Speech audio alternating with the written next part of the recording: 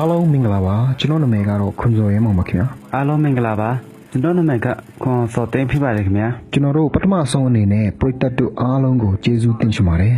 ကျွန်တော်တို့ရဲ့ဗီဒီယိုကိုကြိုက်နှစ်သက်အားပေးနေကြတဲ့အတွက်အရန်ဝမ်းသာမိပါတယ်ခင်ဗျာကျွန်တော်တို့ဒီတစ်ခေါက်ကတော့ပရိသတ်တို့အများဆုံး request လုပ်ထားပြီးပို့ပြီးစိတ်ဝင်စားနေကြတဲ့ Bermuda 3 ကန်အကြောင်းကို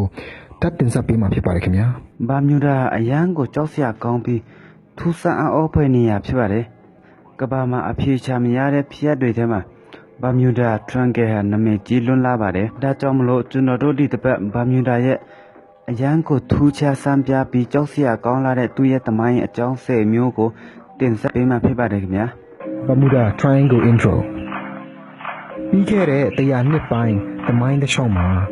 လေယာဉ်တွေတင်ပေါ်တဲ့အစီ1000ကျော်လောက် accident ဒါမှမဟုတ်ထူးဆန်းစွာပျောက်ဆုံးရှာဖွေလို့မရဖြစ်ပြီးလူအယောက်ပေါင်း1000ကျော်ရဲ့အဲ့ဒီ3ကန် area အတွင်းမှာပျောက်ဆုံးခဲ့တယ်လို့ပြောကြပါတယ်။ဒါကြောင့်သူတို့ Atlantic Sea က Bermuda Triangle ဒါမှမဟုတ် Nassau 3ကန်လို့ခေါ်ပါတယ်ခင်ဗျာ။ဒီ Nassau 3ကန်က1600ခုနှစ်ကတည်းကအပြေရှာမတွေးနိုင်ခဲ့တယ်လို့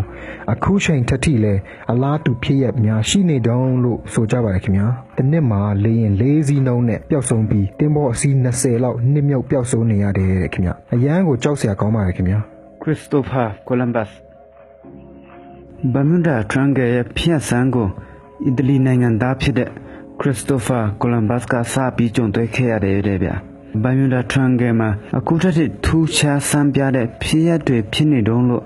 ယုံကြည်နေပါတယ်ခင်ဗျ။သူဟာအရန်နာမည်ကြီးတဲ့စူးစမ်းလေးလာရေးသမားပါခင်ဗျာ။ကိုလိုနီနဲ့တိတူထောင်သမားဖြစ်ပါတယ်။သူရဲ့ခရီးသွားမှတ်တမ်းမှာပထမဆုံးပင်လယ်ရေကြောင်းခရီးချိန်မှာ Bermuda Triangle နဲ့ထိပ်တိုက်ရင်ဆိုင်ကြုံတွေ့ခဲ့ရတဲ့ခြောက်ခြားဖွယ်ဖြစ်ရပ်ကိုဖော်ပြပေးသွားမှာဖြစ်ပါတယ်။ပထမဆုံးကတော့ကိုလမ်ဘတ်နဲ့အမှုထမ်းတွေဟာ Bermuda Triangle ထဲရောက်သွားတဲ့အချိန်မှာသူတို့ရဲ့တန်လိုက်အိမ်မြောင်ကပုံမှန်မဟုတ်ဖြစ်နေပါတယ်။ပြီးတော့မကြာခင်မှာပဲတောက်ပတဲ့တပ်ပြားပင်လယ်အောက်ကနေရုတ်တရက်ပေါ်ထွက်လာပြီးကောင်းကင်ပေါ်ပြန်တန်းသွားတဲ့ခင်ဗျ။အဲ့ဒီဖြစ်ရပ်ကိုလူတွေက UFO တွေ့ခဲ့တဲ့ဖြစ်ရပ်တစ်ခုလို့အခုထက်ထိယုံကြည်နေကြပါတယ်။နောက်တစ်မျိုးကတော့ကျေတွေအများကြီးဟာကိုလမ်ဘတ်နဲ့သူ့အမှုထမ်းများအခြေတက်တဲ့မှာဝဲပြတ်နေကြတယ်တဲ့ဗျနောက်တစ်မျိုးကတော့ဖျောင်းတိုင်မီးဟာပင်လယ်အောက်ရောက်လိုက်အပေါ်ပြန်တက်လိုက်ဖြစ်နေတယ်တဲ့ဗျအော်စရာကအဲ့ဒီမီးကမငင်းတော့ပါဘူးတဲ့ဗျ Piper Navajo လေယာဉ်မှုတွေရဲ့အလုပ်ဟာအရန်ကိုအရေးကြီးလွန်းပါတယ်ခါတရံမှာအခက်မတင်လို့စက်ပစ္စည်းရှို့ယွင်းလို့လေယာဉ် accident ဖြစ်ရတာမျိုးလည်းဖြစ်တတ်ပါတယ်ခင်ဗျာဒါပေမဲ့လေယာဉ်မှုတွေဟာလေယာဉ်ပေါ်ကလိုက်ပါစီးနှင်းလာသူတွေရဲ့အသက်တွေကိုအသက်နိုင်ဆုံးကာကွယ်ဖို့ကြိုးစားရပါတယ်ဒါပေမဲ့ Bermuda Triangle ရဲ့စက်ကွင်းထဲရောက်သွားရင်ဘာဖြစ်လို့ဖြစ်မှန်းကိုမသိနိုင်တော့ပါဘူးခင်ဗျာထင်ရှားတဲ့ဖြစ်ရပ်တစ်ခုကတော့ Piper Navajo လို့အမည်ရတဲ့လေယာဉ်ပြန်ပျောက်ဆုံးမှုပါခင်ဗျာအဲ့ဒီအကြောင်းပြောရရင်တော့Irving River ဟာအရန်ကျွမ်းကျင်တဲ့လေယာဉ်မှုတူဖြစ်ပါတယ်သူဟာ Caribbean Airways မှာအလုပ်လုပ်ခဲ့ပါတယ်ခင်ဗျာNovember 3, 1988 ခုနှစ်မှာ Piper Navajo လို့ခေါ်တဲ့လေယာဉ်ပြန်အမျိုးအစားနဲ့တယောက်တည်းခရီးသည်ကြိုဖို့ St. Thomas ကိုသွားခဲ့ပါတယ်။ရာသီဥတုအခြေအနေတွေမြင်ကွင်းတွေအားလုံးကောင်းမွန်နေခဲ့ပါတယ်။သူဟာလေဆိပ်ကလေကြောင်းထိမ့်သိမ်းရေးစခန်းကနေရေဒီယိုနဲ့တောက်လျှောက်ရာသီဥတုနဲ့လမ်းကြောင်းအခြေအနေတွေကိုသတင်းပေးပို့တဲ့အတိုင်းမောင်းနှင်ခဲ့တယ်တဲ့ဗျ။ Irving River ဟာလေယာဉ်ကွင်းကိုဆင်းသက်ဖို့တမိုင်လောက်ရောက်ခဲ့ပါတယ်။လေဆိပ်ကလေကြောင်းထိမ့်သိမ်းရေးမှုတာဝန်ရှိသူများကလည်းဆင်းလို့ရတယ်လို့ okay စိတ်နှုတ်ပေးလိုက်ပါတယ်သူတို့တွေလေရင်ပြန်ပေါ်ကမီးအနီရောင်အစိမ်းရောင်ကိုတောင်မြင်လိုက်သေးတယ်တဲ့ဗျနောက်လေရင်တစ်စီးထွက်ဖို့တောင်ပြင်ဆင်ပြီးနေပါပြီဒါပေမဲ့လေကြောင်းထိမ့်သိမ်းသူတွေက Irving River ရဲ့လေရင်ဆင်းလာတာကိုမတွေ့ရတော့ဘဲရေဒါပေါ်ကတောင်ပျောက်သွားတယ်တဲ့ဗျချက်ချင်းသူတို့တွေအရေးပေါ်ရှာဖွေရေးလုပ်ငန်းလုပ်ခဲ့ပေမဲ့အဖြေမရှိဖြစ်ရတစ်ခုလို့ပဲသတ်မှတ်လိုက်ရပါတယ်ခင်ဗျာ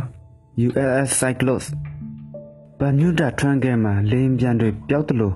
တင်ဘောတွေလည်းပျောက်ပါတယ်။ Cyclops ဟာအမေရိကန်ရေတပ်ရဲ့အကြီးဆုံးပင်လယ်ကူးတင်ဘောတစ်ခုပါခင်ဗျ။မလာ၄ရက်နေ့1936ခုနှစ်နောက်ဆုံးတွေ့ရှိခဲ့ရပါတယ်ဗျ။အဲ့ဒီအချိန်မှာ Cyclops ပေါ်မှာခရီးသည်နဲ့တင်ဘောဝန်ထမ်းအပါအဝင်လူအယောက်300လိုက်ပါခဲ့ပါတယ်။ပြီးတော့လက်နက်ထုတ်လုပ်ရေးအတွက်အသုံးပြုဖို့တမနီတတုရိုင်း1800တန်ကိုတင်ဆောင်လာပြီးဘရာဇီးကနေပက်တီမော့သွားမှာ Bermuda Triangle ကိုဖြတ်သွားလိုက်ရပါတယ်။သူတို့ဟာပက်တီမော့ကိုကမ္မကောင်းစွာနဲ့မရောက်လိုက်နိုင်ခဲ့ပါဘူး။ လန်ကူလာမတင်ထူးဆန်းစွာတဲလုံစားခွန်းတစားမှမကြံခဲ့ပဲပျောက်ဆုံးသွားလို့ပါစမ်းကြဲတဲ့အရာတစ်ခုကတော့ကပတိန်ဟာတကွန်တစ်ခုဖြစ်ခဲ့ရင်ပါကြောင်းဒုက္ခရောက်နေတဲ့ရေးပေါ်အချက်ပြမပေးခဲ့တာလေအဲ့ဒီပတ်ဝန်းကျင်မှာတင်ဘောတွေတရားကျော်ရှိပြီးအားလုံးကရေဒီယိုခေါ်ခဲ့ကြပြီမဲ့ထူးခြားနေတာကတော့ဆိုင်ကလိုတင်ဘောပေါ်ကလူတွေပြန်အကြောင်းမကြားကြတာပါပဲခင်ဗျာပို့ပြီးတော့အဲ့ဒီထက်ထူးဆန်းတာကအဲ့ဒီနေရာမှာဆိုင်ကလိုတင်ဘောကိုရေထဲနင်းစီမဲ့မုန်တိုင်းမျိုးလည်းမရှိခဲ့လို့လေဒါဆိုရင်တကယ်ဘာဖြစ်သွားတာလဲမီဒီယာနဲ့လူတွေကတော့ထင်ကြီးအမျိုးမျိုးပေးကြပါတယ်ဂျာမန်ရင်ငုတ်တင်ဘောတစီစီရဲ့တိုက်ခိုက်မှုကြောင့်လို့လည်းယူဆကြပါတယ်နောက်မီဒီယာတစ်ခုကတော့အရန်ကြီးမားတဲ့ရေပေါ်ရဲ့အပေါ်တက်လာပြီးဆိုင်ကလုတ်ကိုဆွဲချသွားတာဖြစ်မယ်လို့အမျိုးမျိုးဝေဖန်ကြပါတယ်ဒါပေမဲ့သူတို့ရဲ့ဝေဖန်မှုဟာတကယ်ဖြစ်ခဲ့တဲ့တက်တိခံချက်လက်တစ်ခုမှချမတွေးနိုင်တာကြောင့်ရေတပ်ဖွဲ့ကတော့ဒီဝေဖန်မှုတွေဟာလုံးဝမဖြစ်နိုင်ပါဘူးလို့ပြောခဲ့ပါတယ်ခင်ဗျာဒါကြောင့်ဆိုင်ကလုန်းဟာအခုချိန်ထိအပြေရှာမရတဲ့ဖြစ်ရတဲ့တစ်ခုပါခင်ဗျာ witchcraft ကျွန်တော်တို့ဒီနှစ်ပတ်ခုကတော့မိုင်ယာမီမြို့ကတားဖားနှစ်ယောက်ထူးထူးခြားခြားပျောက်ဆုံးပြီးပြန်လည်ရှာဖွေလို့မဖြစ်နိုင်ခဲ့တဲ့ဖြစ်ရတစ်ခုအကြောင်းပါခင်ဗျာမိုင်ယာမီဟာအရန်ကိုနာမည်ကြီးပြီးအရန်လာပါတဲ့ကမ္ဘာလက်ခရီးသည်အကြိုက်ဆုံးနေရာလို့လည်းပြောလို့မမှားပါဘူးဒီဇင်ဘာ22 1989မှာ Dan Burke နဲ့ Patrick Hogan တားဖာနှစ်ယောက်ဟာခရစ်စမတ်အချိန်အရန်လာတဲ့တဘာဝကောင်းကင်မီကြည့်ဖို့ပင်လယ်ထဲကိုကမ်းခြေရဲ့နီနီနာနာတမိုင်အကွာလောက်ထွက်ခဲ့ပါတယ်ည9 နာရီလောက်အချိန်မှာသူတို့တားဖာရဲ့မထင်မှတ်ထားတဲ့တည်င်းတစ်ခု RCC မိုင်ယာမီကရရှိခဲ့ပါတယ်သူတို့တစ်ခုခုကိုတိုက်မိခဲ့တယ်ဒါပေမဲ့အရေးပေါ်မဟုတ်တဲ့အကြောင်း Dan Burke ကအေးအေးဆေးဆေးပြောလိုက်ပါသေးရဲ့ခင်ဗျာချက်ချင်းကဲဆယ်ရေးတွေကမိုင်ပေါင်း1200တဝိုက်အထိအဲ့ဒီညပဲတိတိကျကျရှာဖွေခဲ့ကြပါသေးတယ်ကမ်းခြေပိုင်းမှာလဲကြိုစောင့်နေတဲ့သူတွေကမိုင်90လောက်ရှာဖွေခဲ့ကြပါတယ်ဘာမှမတွေ့ခဲ့ပါဘူးတင်ဘောကမုန်တိုင်းနဲ့ပါသွားတယ်ထင်ပြီးမိုင်ပေါင်း24,500ပင်လယ်ပြင်တဝိုက်အားလုံးလိုက်ရှာခဲ့ပေမဲ့အရေးအယောင်အစအနတောင်မတွေ့ခဲ့တဲ့အတွက်ဒီဇင်ဘာ28 1969မှာရှာဖွေမှုတွေရပ်တန့်ခဲ့ရပါတယ်တကယ်တမ်း witchcraft ဆက်လေပါဖြစ်သွားခဲ့တာလေဗျ။ကူညီကယ်ဆယ်ရေးတွေဟာမိနစ်20လောက်ပြင်ဆင်ခဲ့ပြီးချက်ချင်းရှာဖွေခဲ့ပေမဲ့ဘာဖြစ်လို့အပြက်အစီးအစအနကလေးတွေတော့မတွေးခဲ့ရတာပါလဲ။အဲ့ဒီ20မိနစ်အတွင်းအရေးပေါ်ဖြစ်ခဲ့ရင်သူတို့သားဖားဘာဖြစ်လို့တည်င်းအောင်မပို့တော့တာလဲ။နောက်တစ်ချက်ကသူတို့ရဲ့ဆက်လေပေါ်မှာလုံးဝမမြုပ်နိုင်တော့မွေးရာကောင်းအောင်ရေမြုပ်လို့အရာဝတ္ထုအများကြီးပါခဲ့တဲ့အတွက်မမြုပ်နိုင်တဲ့ဆက်လီလို့ပြောလဲမမားပါဘူးဒါပေမဲ့ထူးဆန်းစွာပျောက်ကွယ်ခဲ့ပါတယ်သူတို့ရဲ့အမှုကိုပင်လယ်မှာနစ်မြုပ်ပျောက်ဆုံးခဲ့တာမဟုတ်ပဲတခြားအကြောင်းအရာကြောင့်ပျောက်ဆုံးသွားတယ်လို့မှတ်သားခဲ့ပါတယ်အခုထိသူတို့သားဖပါဖြစ်သွားတယ်ဆိုတာဘယ်သူမှမသိကြပါဘူးဂျိုသားတွေရဲ့လက်ချက်လားဒါမှမဟုတ်အခြားကဘာရဲ့တကားကိုသူတို့တွေးရှိခဲ့ပြီးဝင်သွားခဲ့ကြတာလားမိခုံးကတော့အများကြီးပါခင်ဗျာပရိသတ်တို့ရဲ့အထင်ရော Mary Celeste ဟာ1961ကကနေဒါစပန်ဆာအိုင်လန်မှာတည်ဆောက်ခဲ့ပြီးအဲ့ဒီအချိန်တုန်းကတော့ဒီအမဇွန်လိုအမည်ပေးခဲ့တယ်ဗျသူက30မီတာခြေပြီးတော့9.6မီတာကျေပါတယ်ခင်ဗျသူ့ကိုတည်ဆောက်ပြီးကြတဲ့ကနတ်ဆိုးကနေတယ်လို့ပဲဘယ်သူလက်ထက်ဖြစ်အစတိုက်ခဏဖြစ်စေပြီးတချို့ဆိုရင်အတွင်းမဆန်းနိုင်ဖြစ်မွေးပြကြားစီခဲ့တယ်တဲ့ဗျဒါကြောင့်သူ့ကိုတရေတင်ပေါ်လို့လဲခေါ်ကြပါတယ်နောက်ဆုံးတော့ American သား James Webster ဝယ်ယူပြုတ်ပင်ပြီးနာမည်ကိုလည်း Mary Celeste လို့ပြောင်းလိုက်ပါတယ်1990 အောက်တိုဘာမှာ Celeste ကိုနောက်တစ်ကြိမ်ပြုတ်ပြမူးမှန်ခဲ့ပြီးကျွမ်းကျင်တဲ့ရည်ရည်မှု Benjamin Brace နဲ့သူ့ရဲ့စနီးနဲ့ကလေးနောက်ပြီးတော့သူ့ရဲ့အယုံကြည်ရဆုံးလူ9ယောက်အားလုံးပေါင်း10ယောက်တို့ဟာ Mary Celeste နဲ့ New York ကနေအီတလီကိုပင်လယ်ခရီးခြေကိုမှထွက်ခွာခဲ့ပါတယ် Mary Celeste ပေါ်မှာအရက်စီပုံပေါင်း1900တပုံးလောက်ပါခဲ့ပြီးအဲ့ဒီအချိန်ကတန်ဖိုးနဲ့ဆိုရင်$35,000လောက်ရှိတယ်တဲ့ဗျထူးခြားတာကတလားလောက်ကြာတဲ့အခါရက်အားဖြစ်တော့ဒီဇင်ဘာ4 ရက်1990မှာအင်္ဂလိပ်တင်ပေါ်သစီဖြစ်တဲ့ဒိုင်ခရတီယာကပေါ်တူဂီရဲ့ကမ်းခြေအနီးတစ်ဝိုက်မှာလူတယောက်မှမပါတော့တဲ့မယ်ရီဆယ်လေးကိုတွက်ချိလိုက်ပါတယ်နောက်ပြီးထိုးဆမ်းမှုတစ်ခုကတော့တင်ပေါ်ဟာကြောက်စရာအရန်ကောင်းလောက်အောင်တိတ်ဆိတ်မောင်မဲပြီးလူတယောက်မှမတွေ့ချရပဲ train out ကစ်ဘတ်တာကိုသူ့ကိုအလိုအလျောက်မောင်းနှင်သွားနေပါတယ်ဘာဖြစ်သွားခဲ့ရလဲရတီအတူတွေအားလုံးလဲကောင်းမွန်ပြီးအစားအစာတွေလဲ6လလောက်ကြံသေးတယ်ဗျဘာဖြစ်လို့လူတွေတယောက်မှတင်ပေါ်ပေါ်မရှိတော့တာလဲလုံးဝအတိတ်ပဲမကြည့်တာကသူတို့တွေရဲ့အဝတ်စားတွေပစ္စည်းတွေရွှေငွေရတနာတွေလဲတင်ပေါ်ပေါ်အားလုံးကြံခဲ့တာပဲအဖေမရှိတဲ့အရာမှန်သမျှ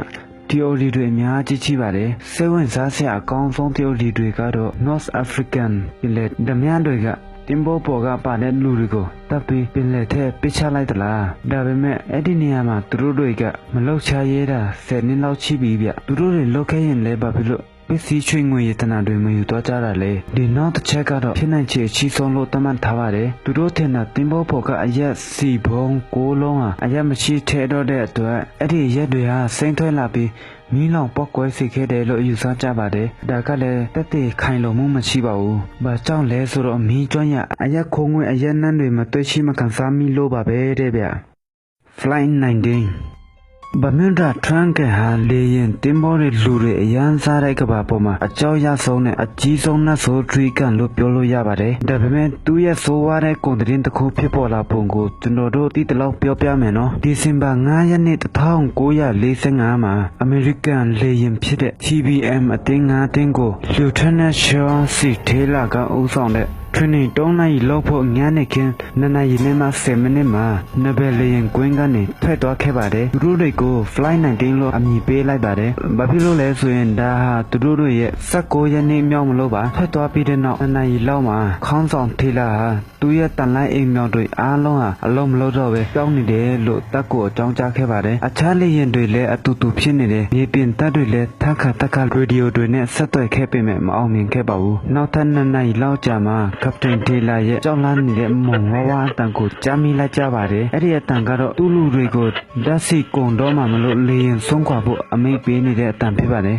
9နာရီ29မိနစ်မှာတပ်ကရေဒါတွေကနေ Flight 19ဟာမြောက်ဘက် Bahamas အရှေ့ဘက် Florida Coast မှာခြေချောင်းတိရပြီးကယ်ဆယ်ရေးအဖွဲ့73ယောက်ကိုလေရင် Marina နဲ့အမြန်ဆုံးဆယ်လွတ်ခဲ့ပါတယ်3မိနစ်အတွင်းမှာ Marina ကနေကယ်ဆယ်ရေးကိုစတင်တော့မြအကြောင်းတပ်ကိုအကြောင်းကြားခဲ့ပါတယ်ဒါပေမဲ့ Marina ရဲ့နောက်ဆုံးအကြောင်းကြားခြင်းပဲဖြစ်ပါတယ်။ဘာကြောင့်လဲဆိုတော့သူလဲ Flight 19လို့ပဲ Bermuda Triangle မှာထူးဆန်းစွာပျောက်ဆုံးသွားလို့ပါပဲ။ပျောက်သွားတဲ့ Flight 19ဟာလူ14ယောက်နဲ့ Marina ကလူအယောက်73ယောက်တွေကိုအဲ့ဒီချိန်မှာအကြီးမားဆုံးချက်ဖွေမှုပြုလုပ်ခဲ့ပါတယ်။လေယာဉ်နဲ့တင်ဘောတွေရပေါင်းများစွာ Atlantic နီးနားမိုင်ပေါင်း1000ကျော်ချဖွေခဲ့ပေမဲ့လည်းအစာအနာ34,000မတွေ့နိုင်ခဲ့ကြပါဘူးခင်ဗျာအော်ထိလန်းစရာပဲနော်နဘယ်အရာချီဝန်ထမ်းတွေကတော့ပြင်းထန်တဲ့မုန်တိုင်းတွေကြားမှာစုံစုံနှင်းမြုပ်ပျော့ကွယ်သွားတာဖြစ်နိုင်တယ်လို့ယူဆခဲ့ကြပါတယ်ဒါပေမဲ့လူအများစုကတော့ဒီယူဆချက်ဟာမဖြစ်နိုင်ဘူးလို့ယုံကြည်ကြပါတယ်အဲ့ဒီအရန်ထူးဆန်းလွန်းတဲ့အမှုတွေကြောင့်ဘမူဒါထရန်ကယ်ဟာအရန်ကြောက်စရာကောင်းတဲ့နေရာလို့နာမည်ကြီးလာခဲ့ပါတယ်